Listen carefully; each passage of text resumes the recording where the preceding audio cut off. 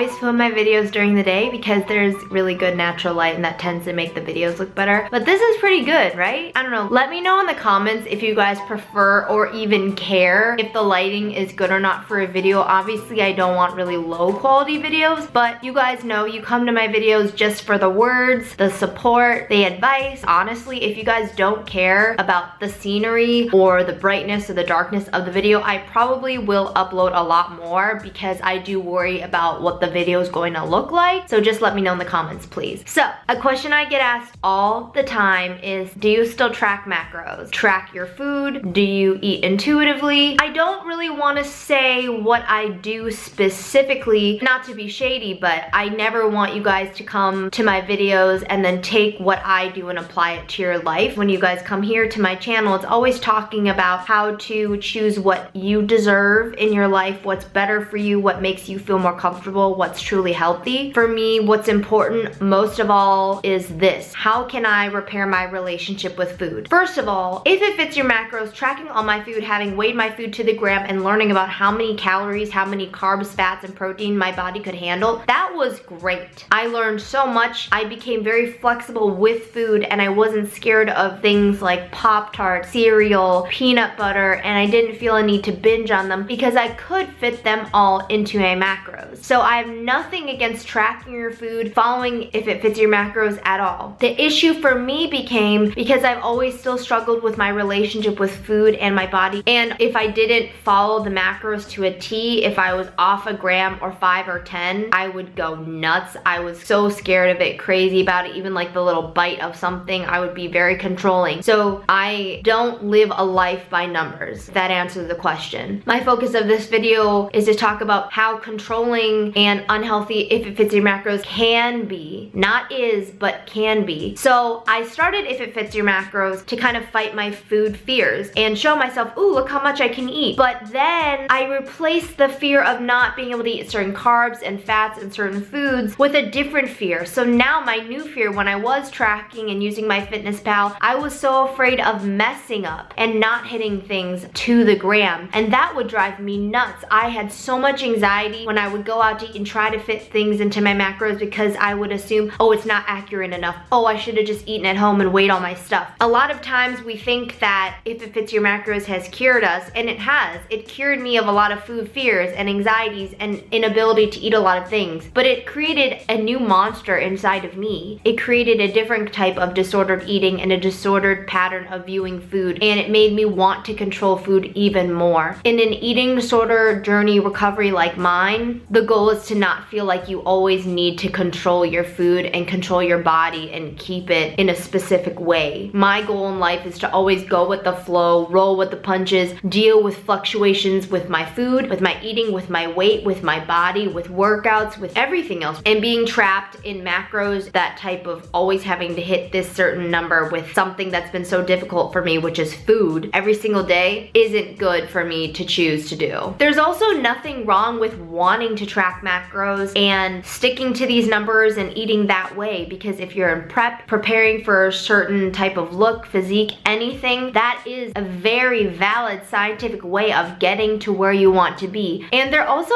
is a way to track intuitively. And what I mean by that is you can track your macros, but not have a set amount of every macronutrient. And you can be flexible with it, but you can plug it all into MyFitnessPal and want to know how much you're eating. I don't think that's disordered at all. An issue can come up when you feel the need to hit those numbers and you're tying so much of your self-value and self-confidence and comfort into that. If you feel a ton of anxiety and fear and you're really distracted and just basically losing yourself when you can't hit those numbers, or you're constantly thinking about it throughout the day, I would say that that definitely is a struggle that you don't deserve to be going through. The goal with eating in general is that if you feel like you have a problem with eating, binging, restricting, overeating, being way too intense about hitting macros, step back and just realize that you probably want to let yourself focus on your relationship with food instead, and your relationship relationship with your body. And it's not so much that controlling these numbers is going to serve you if that is the goal that you are setting for yourself. It's important that we pay attention to our mental health first. If you are not able to eat things without fear and anxiety, if you are not able to be flexible, if you eat more or less from one day to another, tracking might not be the best thing for you, and following macronutrients might not be the best thing for you. When it comes to eating, really just take a step back and really be honest with yourself and ask yourself how you feel about your relationship with food. Do you have fears? Do you have anxieties when it comes to eating? If you don't hit these numbers, does it ruin your whole day? Do you constantly think about it? Are you adding things up every second of every day, wondering what you can eat next, wondering what you can fit? That becomes obsessive, and you don't deserve to struggle through that. There's so much more in life to be experienced and to be had, and if the answer is to start tracking intuitively, great. If it's just to totally drop macros and try to force yourself into intuitive eating only when you really just eat when you're hungry and stop when you're full and pay attention to those signals, that's awesome too. The point is, really be honest with yourself and then figure out what you should do to get to that goal. And I believe that my goal, at least for me, and I hope for many of you, is to always just find ways to become happier and healthier and more at peace with food and your body every single day. So whatever avenue you choose when it comes to your eating and figuring out how you're gonna do it, it's up to you. Just be honest with yourself, and I promise you will find your answer. Thank you guys so much for watching. Please give this video a thumbs up if you liked it, if it helped at all. Please again leave a comment and let me know if you care if the videos are shot during the day when the lighting's better, or if this is okay just right now at night in my room, because I think I definitely will upload a lot more if I can film during the nighttime, because I'm always working, because I'm a researcher during the day. It's hard to always find times to do that during the day, and sometimes I'm just really tired, and nighttime is sometimes a good time to do it. Thank you guys, love you so much. Subscribe for more videos from me, and I will see you in the next video. Bye. I'ma change your life, I'ma change it. Yeah. I'ma change your life.